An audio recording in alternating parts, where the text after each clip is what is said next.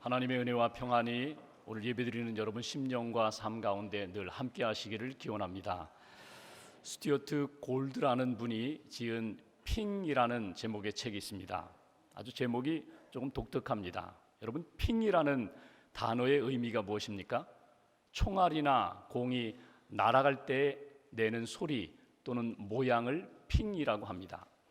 근데 이 책의 제목인 핑은 두 가지의 의미를 담고 있습니다. 하나는 이 책의 주인공이 개구리인데 그 주인공 개구리 이름이 핑입니다.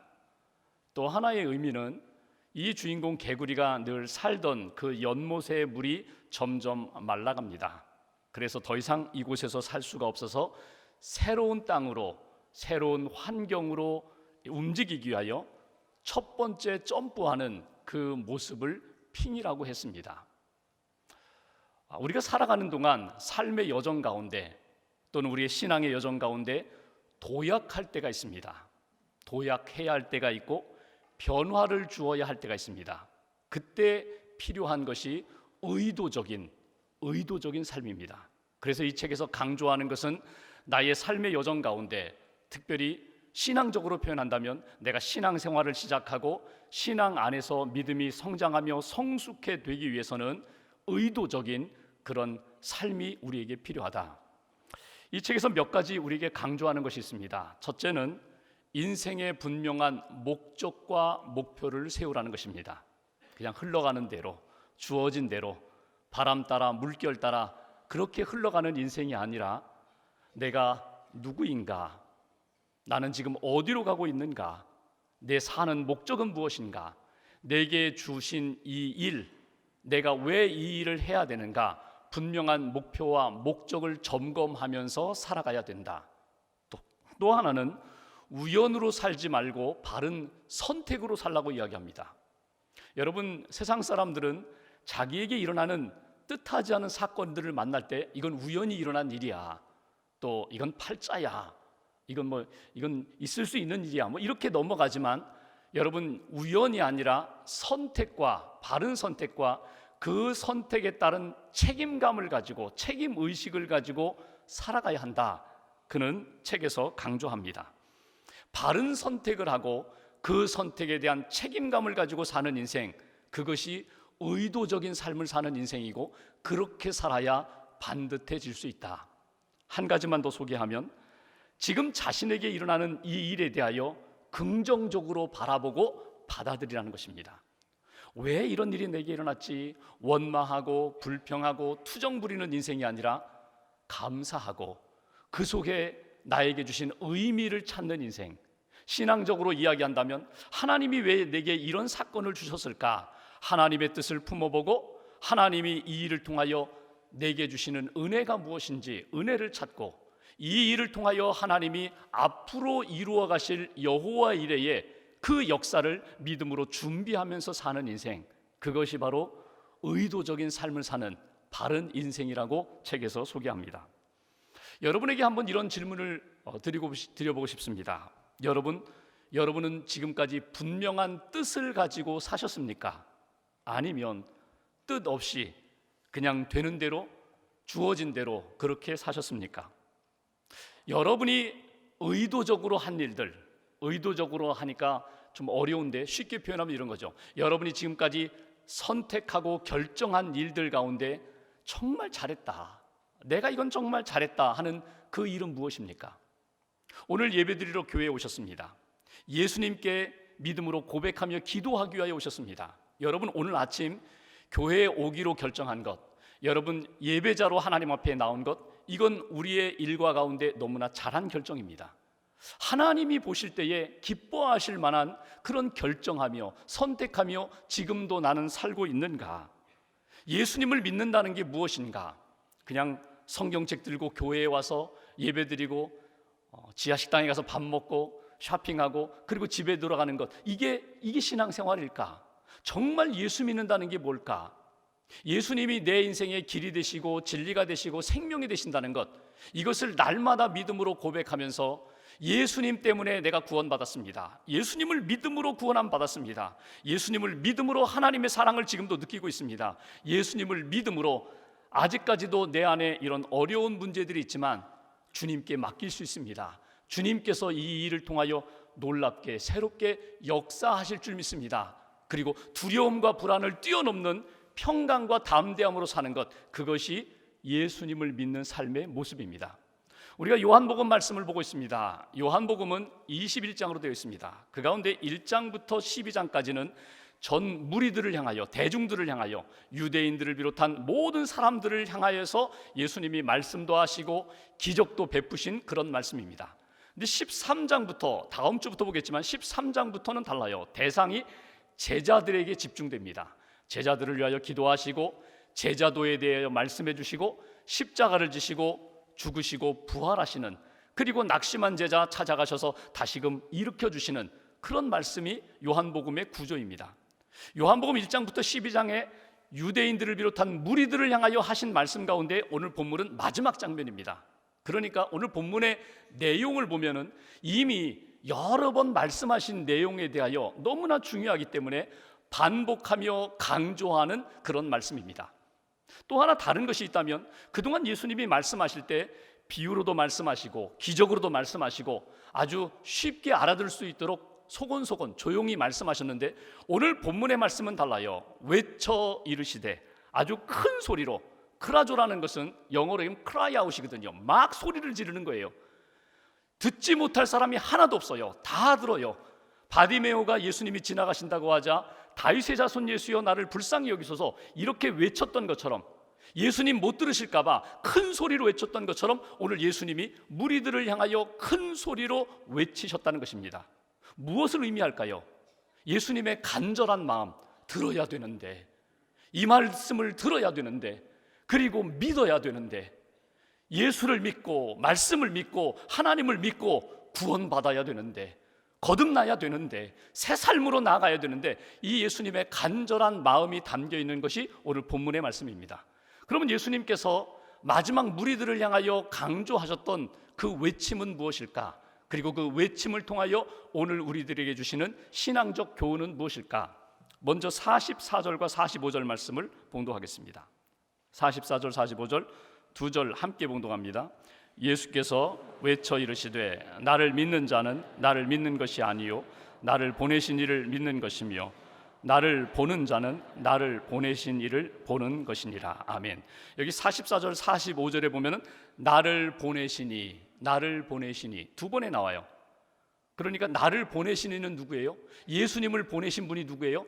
하나님 아버지입니다. 하나님 아버지가 나를 이 땅에 보내주셨다는 거예요. 그러니까 예수님의 자아의식, 정체성 가운데는 어떤 부분이 있는가 하면 나는 보냄받은 자야. 하늘에서 이 땅에 많은 사람들을 구원하기 위하여 하나님이 나를 보내주셨어. 나는 보냄받은 자야. 그런데 예수님이 이렇게 말씀하세요. 나를 믿는 자는 나를 보내신 그분 하나님 아버지를 믿는 것이고, 나를 보는 자는 그분 하나님 아버지를 보는 것이야. 여러분, 이게 무슨 이야기일까요? 하나님과 내가 동일한 분이라는 거예요. 나는 하나님의 아들로 이 땅에 왔지만 하나님은 하늘에 계시고 나는 이 땅에서 육신의 몸을 입고 있지만 동일한 분이다. 근데 여러분, 이 말씀은 사실은 오늘 처음 한 이야기가 아닙니다. 요한복음을 시작할 때 요한복음 1장 1절 여러분 기억하시죠? 태초에 말씀이 계시니라. 이 말씀이 하나님과 함께 계셨으니 이 말씀은 곧 하나님이시니라. 여러분, 말씀이 뭐예요? 예수님이거든요. 그러니까 태초에 말씀이신 예수님이 하나님과 함께 계셨다는 거예요. 그 말씀이신 예수님과 하나님이 한 분이시라는 거예요. 여러분, 예수님께서 이렇게 강조하면서 외치신 말씀을 여러분 돌아보십시오. 무엇을 의미할까요? 하나님과 내가 하나다. 나를 보는 자 하나님을 보는 것이고 나를 믿는 자는 하나님을 믿는 것이다. 여러분, 여기에만 국한될까요? 조금 더 깊이 바라볼 수 있어야 합니다. 그것은 이 말씀의 가장 중요한 중심은 예수님을 통하지 않고는 하나님 아버지를 바르게 믿을 수 없다는 그런 중요한 진리입니다. 그러니까 나를 믿는 자 하나님을 믿는 것이고 나를 보는 자 하나님을 본다라고 표현할 때, 그러면 예수 없이 하나님을 제대로 믿을 수 있을까? 없다는 거예요. 예수님을 온전히 믿고 예수님을 바라보고 예수님을 영접할 때 하나님을 믿고 하나님의 자녀가 되고 하나님의 은혜를 받고 하나님과 영적인 관계를 맺을 수 있다. 이것이 오늘 첫 번째로 우리에게 주신 메시지입니다. 그래서 오늘 우리가 품어야 할 것은 예수 믿는 사람은 누구든지 하나님의 자녀가 된다는 것. 이것이 우리에게 주신 메시지예요. 예수 믿는 자, 예수 믿음으로 하나님 은혜의 보좌 앞에 담대히 나아갈 수 있어요. 예수님의 이름으로 나아갈 수 있어요. 예수님의 복음으로 나아갈 수 있어요. 예수님의 그 십자가의 은혜로 하나님 앞에 나아가 하나님의 은혜를 받을 수 있고 하나님의 자녀로 살아갈 수 있다. 이것이 오늘 우리에게 주신 메시지예요. 세상을 보면은 하나님의 존재를 인정하고 믿는 사람들이 있고 하나님의 존재를 인정하지 않고 믿지 않은 사람들이 있어요. 하나님의 존재를 인정하고 믿는 사람들을 유신론자라고 하고 믿지 않는 사람들을 무신론자라고 합니다. 그러면 한번 요 믿는 사람들만 한번 보고 생각해 볼까요? 하나님의 존재를 믿어요.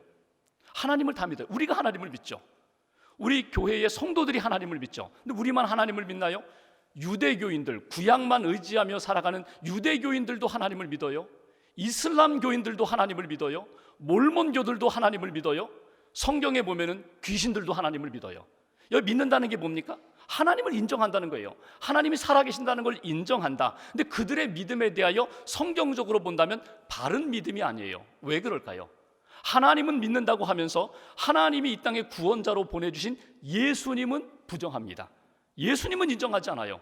그러니까 난 하나님만 붙잡는다고 하는데 그것이 온전히 하나님과 인격적 관계를 맺고 하나님의 자녀로 살 수 있는 길이 없다는 거예요. 성경은 우리에게 이렇게 말씀합니다. 요한복음 1장 12절에 영접하는 자 곧 그의 이름을 믿는 자들에게는 하나님의 자녀가 되는 권세를 주셨다. 하나님의 자녀가 되는 비결이 어디 있다고요? 예수님을 영접하는 자, 예수님을 믿는 자, 십자가의 복음을 영접하는 자에게 하나님의 자녀가 되는 권세를 주신다고 우리에게 약속해 주십니다. 그래서 오늘 예수님이 첫 번째로 아주 크게 강하게 외친 말씀이 무엇입니까?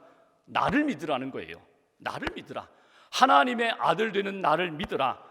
이 땅에 구원자로 보냄받은 나를 믿으라. 나를 믿을 때 하나님을 믿는 것이 되고 나를 믿을 때 하나님의 자녀로 살 수 있고 나를 믿을 때 하나님과 인격적 관계, 생명의 관계를 가지고 살 수 있는 거야. 이것이 오늘 우리에게 주신 첫 번째 메시지예요. 여러분 놓치지 마세요. 교회는 오래 다니면서 하나님은 믿는데 예수님은 잘 못 믿겠어. 예수님의 십자가의 복음으로 구원받는 것이 나는 받아들여지지가 않아. 여러분 이것은 어찌 보면 온전한 믿음이 아니에요. 하나님을 믿는다고 믿습니다 하는데 진짜 하나님을 믿는다면 하나님이 이 땅에 구원자로 보내주신 예수님을 믿고 예수님의 복음으로 내가 모든 죄 용서함 받고 하나님의 자녀가 되었습니다. 이 구원의 확신을 가지고 살아가는 저와 여러분 되시기를 주님의 이름으로 축원합니다. 두 번째 46절 말씀 보십시오. 46절 한 절을 같이 봉독합니다. 나는 빛으로 세상에 왔나니 물은 나를 믿는 자로 어두움에 거하지 않게 하려 함이로라. 아멘. 예수님이 이렇게 말씀하세요. 하나님이 보낸받은 자로 나는 이 땅에 왔지만 나는 무엇이라고요? 나는 빛이다. 나는 빛이다. 여러분 이 말씀도 오늘 예수님이 처음 하신 말씀이 아니에요. 요한복음 8장 12절에 보면은 예수께서 또 말씀하여 이르시되 나는 세상의 빛이니 나를 따르는 자는 어둠에 다니지 아니하고 생명의 빛을 얻으리라. 9장에 보면은 태어날 때부터 맹인이었던 그 장애인을 예수님이 고쳐주시면서 나는 세상의 빛이로라. 9장 5절에 그렇게 말씀하셨고 또 우리가 이미 보았던 요한복음 12장 35절 36절에 보면은 빛 있을 동안에 어둠에 다니지 말아라. 어둠에 묶이지 말아라. 오히려 빛 있을 동안에 빛을 믿으라. 예수를 믿으라. 그리하면 빛의 아들이 되리라. 이미 주셨던 말씀이에요. 다시 한번 오늘 강조하시면서 예수님이 우리에게 간곡하게 외치며 부탁하는 메시지는 무엇입니까? 예수님을 믿는 자만이 어두움에 거하지 않는 거야. 어두움의 문제를 해결받을 수 있는 거야. 여러분 아무리 내가 눈을 크게 뜨고 아무리 내 눈이 밝아도요, 여러분 예배당의 전등이 다 꺼지면요 이곳에서 저기 출구까지 나가기가 쉽지 않아요. 캄캄하기 때문에.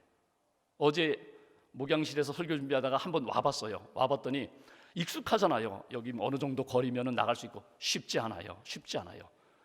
여러분 육신적인 눈을 뜨고서도 빛이 없으면 걷기가 제대로 힘든데 영적인 상태에서 오늘 예수님이 정말 우리에게 말씀하시는 간절한 마음은 무엇이냐면 너희의 인생과 너희의 마음과 너희의 영혼이 어두워질 때가 많다는 것을 분명히 알라는 거예요. 여기에 필요한 것이 무엇인가? 예수님을 믿을 때, 빛이신 예수님을 영접할 때 그 빛이 너희들의 어둠을 물리쳐 줄 것이다. 그 빛이 너희들로 하여금 빛의 자녀답게 살아갈 수 있게 했을 것이다. 이것이 오늘 예수님이 주신 메시지입니다. 예수님을 믿으면 어둠의 권세가 나를 더 이상 묶고 누르지 못하게 합니다. 그렇다면 여러분 한번 솔직하게 여러분 자신에게 있는 어둠이 무엇입니까? 지금 답하지 않으셔도 여러분 한번 솔직하게 하나님 앞에 말씀을 묵상하면서 여러분 한번 그 어두움이 무엇인지 빛 되신 예수님 앞에 한번 내어놓으십시오. 내 어두움이 과거의 상처일 수도 있고 쓴뿌리일 수도 있고 과거에 내가 실패했던 경험일 수도 있고 정말 부끄러운, 하나님 앞에 정말 내놓기조차 부끄러운 그런 허물과 죄일 수도 있습니다. 그런데 놀라운 것은 내가 예수님을 빛으로 고백하며 빛 되신 예수님을 영접하는 순간 그 어두움의 문제가 사라져버린다는 거예요. 이것을 믿으라는 거예요. 예수님을 믿는 자는 더 이상 어두움에 거하지 않는다. 어두움에 묶이지 않는다. 그래서 예수님의 간절한 마음, 어둠에 묶이는 인생이 되지 말아라. 나를 믿어라.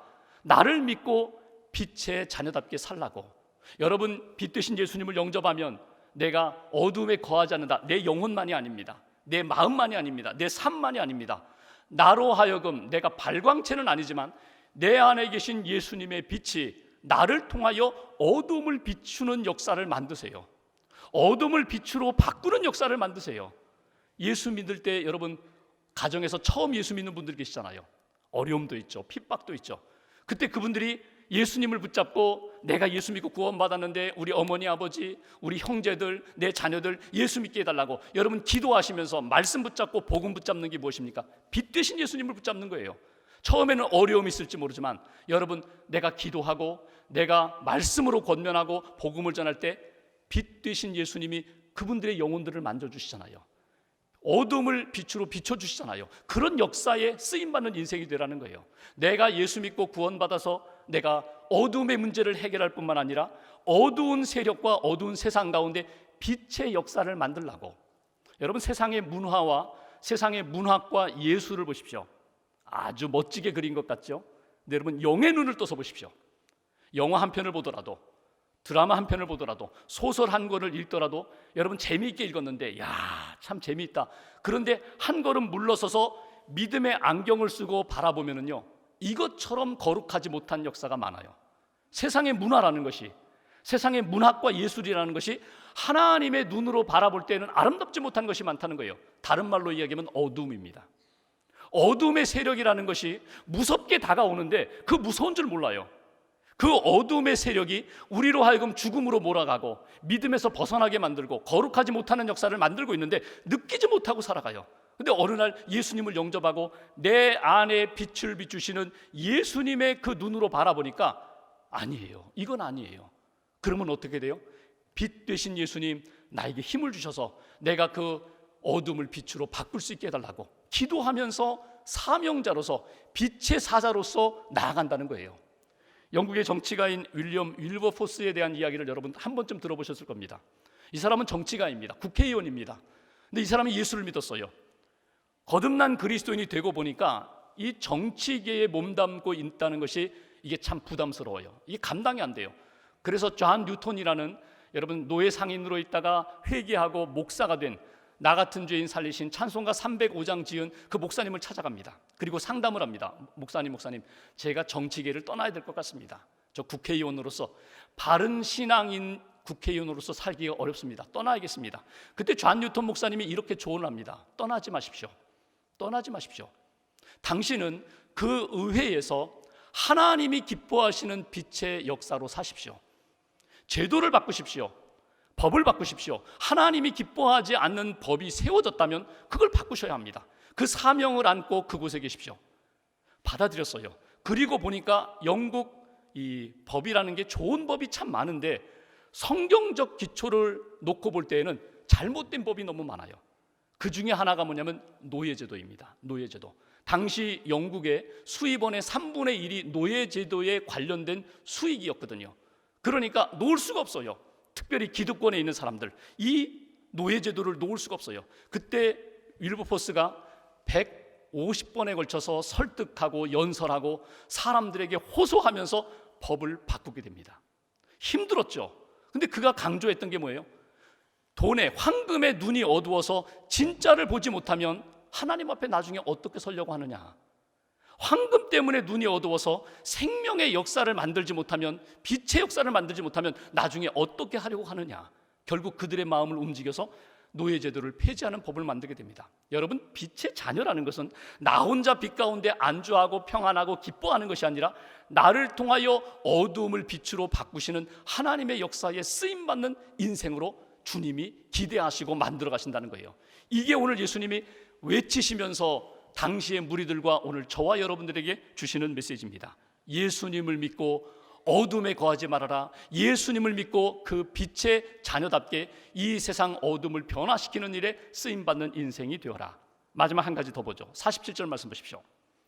47절 한 절만 우리가 같이 봉독하겠습니다. 사람이 내 말을 듣고 지키지 아니할지라도 내가 그를 심판하지 아니하노라. 내가 온 것은 세상을 심판하려 함이 아니요 세상을 구원하려 함이로라. 아멘. 예수님이 이 땅에 오신 것은 심판하려 함이 아니로, 다시 말씀드리면 지옥 가도록 만드는 인생이 아니라 구원하려 함이로라. 살리기 위하여, 생명을 주기 위하여 예수님이 이 땅에 오셨다고 말씀하십니다. 여러분, 이 말씀도 처음 주신 말씀이 아니에요. 요한복음 3장 16절 그 유명한 하나님이 세상을 이처럼 사랑하사, 그 말씀 다음 절 17절 말씀 보시면 하나님이 그 아들을 세상에 보내신 것은 세상을 심판하려 하심이 아니요 그로 말미암아 세상이 구원을 받게 하려고 예수님을 이 땅에 보내셨다고 이미 주신 말씀이에요. 요한복음 5장 24절에 보면은 또 이렇게 말씀하십니다. 내 말을 듣고 또 나 보내신 이를 믿는 자는 영생을 얻었고 심판에 이르지 아니하나니 사망에서 생명으로 옮겨 주셨다. 여러분, 이미 주신 말씀이에요. 오늘 예수님이 이 말씀을 통하여 우리에게 강조하는 것은 무엇입니까? 내가 이 땅에 온 것은 어두움에 머물고 사망에 머무는 인생이 아니라 구원받고 새로운 생명, 영원한 하나님의 생명으로 살도록 이 땅에 주님이 오셨다는 거예요. 그래서 오늘 말씀을 쭉 읽어보면 마지막에 50절에 이렇게 말씀하시죠. 내 말을 들어라, 내 말을 들어라. 내 말이 곧 영생이라고, 내 말을 믿는 자가 곧 영생을 얻는 것이라고. 그래서 오늘 세 번째 우리에게 주시는 메시지, 예수님을 믿는 자는 누구든지 구원함을 받습니다. 예수님을 믿는 자는 누구든지 영생을 선물로 받습니다. 여러분, 영생이 뭐예요? 구원은 죄와 어두움과 사망 가운데 있던 우리를 건져주시는 것이 구원이라면, 영생은 우리 안에 새 생명을 우리에게 주시는 거거든요. 사도 바울이 로마서 6장 23절에 보면은 이 영생은 하나님의 은사라고, 선물이라고 우리에게 말씀하세요. 모든 믿는 자에게 하나님이 하나님의 생명을 주신다는 거예요. 예수님 안에 있는 새 생명을 우리에게 주신다. 그러니까 이 땅에서 오래오래 사는 거야. 영원히 사는 게 영생이 아니라 하나님 안에서 예수 믿고 구원받은 그 사람들에게 주시는 새 생명 가운데 하나님과 함께 하나님의 은혜 가운데 사는 생명이 영생이라는 거예요. 죽어서 장례식 끝나고 천국에 가는 것, 하나님의 품에 안기는 것, 그리고 영원히 사는 것, 주님이 재림하시는 날 신령한 몸으로 부활하여 주님과 함께 영원히 사는 것, 그것이 영생입니다. 근데 그때부터가 아니라 지금부터 예수님을 믿고 예수님이 내 안에 오셔서 예수님이 주신 생명으로 사는, 주님 주시는 생명으로 살아가는 그 시간부터 우리는 영생의 삶을 사는 것이다. 오늘 예수님이 예수 믿고 구원받아 하나님의 자녀가 되고, 예수 믿고 구원받아 어둠의 세력을 물리치고, 예수 믿고 구원받아 오늘 주님 주시는 새 생명 가운데 사는 인생, 이것이 가장 귀하고 복된 인생이라고 우리에게 말씀해 주십니다. 한국에 소크라테스라는 별명을 가졌던 철학자 한 분이 계십니다. 서울대 철학 교수였던 박종홍 교수입니다. 이분은 아주 박학다식한 분이에요. 많이 알고 계신 분이에요. 또 뛰어난 인격자입니다. 성실한 분입니다. 늘 진리를 사모하고 진리를 찾는 일에 열정을 쏟았던 분입니다. 당시 대통령이 박정희 대통령인데 박정희 대통령에게 영향을 끼쳤고 국민교육헌장을 제정하는 일에 주도하셨던 분입니다. 그런데 이분이 잘 알려진 대로 그분은 불교 신자였습니다. 독실한 불교 신자. 그런데 이분이 노년에 암에 걸렸어요. 그리고 자기가 이 땅에서 사는 시간이 점점 줄어가고 있습니다. 임종이 가까워 오고 있는 시간에 제자들이 선생님을 병문안합니다. 제자들이 찾아왔어요. 이런저런 이야기를 하면서 한 제자가 선생님께 위로한다고 이런 이야기를 합니다. 선생님 이제 이 세상을 떠나시면 극락세계에서 영생하시겠지요. 불교 신자니까 선생님 이 세상을 떠나면 선생님의 믿음대로 극락세계에서 영생하시겠지요. 근데 잠깐 머뭇거리시다가 이 선생님이 이렇게 답변을 합니다. 아니야. 극락이 보이지 않아. 앞이 캄캄할 뿐이야. 당황했어요. 위로한다고 드린 말씀인데 극락이 보이지 않아. 앞이 캄캄할 뿐이야. 그래서 이 제자가 즉흥적으로 이렇게 얘기합니다. 예수 믿으셔야겠네요. 예수 믿으면 영생을 얻는데, 예수 믿으면 영원한 생명이 보이는데, 예수 믿으면 영생을 얻게 되는데 예수 믿으셔야겠네요. 예수 믿으세요. 그리고 요한복음 3장 16절을 읽어드렸어요. 그리고 좀 설명 좀 해봐. 그러면 자네 한번 설명 좀 해봐. 설명이 잘 안 돼요. 예수는 믿으시라고 하는데 설명이 안 돼요. 그래서 자기가 다니던 교회 목사님과 연결을 시켜드립니다. 당시 세문안교회 강신명 목사님 연결시켜드려서 복음을 듣게 하고 병상에서 세례를 받게 하고 구원의 확신을 고백하면서 결국 하늘나라 가셨습니다. 장례식에 사람들은 다 불교식으로 장례할 줄 알았어요. 근데 와보니까 목사님이 장례를 집례하네요. 마지막 유언처럼 나는 천국에 가니까 천국 환송 예배를 드려달라고 기독교식으로 장례식을 하면서 많은 사람들에게 적지 않은 충격을 안겨주었습니다. 이제 생각해 보십시오. 이분이 구원을 얻은 것 학문이 아닙니다. 자기가 가지고 있는 지식이 아닙니다. 인격이 아닙니다. 많은 제자를 길러냈던 그 업적도 아닙니다. 제자들로부터 받았던 존경도 아닙니다. 딱 하나입니다. 믿음입니다. 예수 그리스도를 믿는 그 믿음으로 구원을 받았고 영생을 확신했습니다. 여러분 오늘 말씀 마무리하면서 오늘 여기 많은 분들이 함께 예배드리지만 여러분 하나님이 보실 때는 딱 둘로 나누어집니다. 믿는 자와 아직 믿지 못하는 자. 믿고 구원의 확신을 갖고 영생의 삶을 살아가고 있는 자, 영원한 생명을 분명히 소망 가운데 바라보며 사는 사람과 아직 믿음이 없기에 늘 불안하고 늘 두렵고 늘 초조한 삶을 사는 인생. 오늘 말씀을 통하여 예수님이 크게 외치셨습니다. 당시 예수님의 제자들뿐만 아니라 유대인들뿐만 아니라 오늘 우리들도 예수님의 그 크고 강한 외침을 들어야 합니다. 나를 믿으라. 내 말을 믿으라. 그러면 너희 안에 생명이 이루어지리라. 너희 안에 하나님의 역사가 이루어지리라. 말씀을 붙잡고 오늘과 한 주간 동안 믿음으로 생명으로 승리하는 저와 여러분 되시기를 주님의 이름으로 기원합니다. 기도하겠습니다.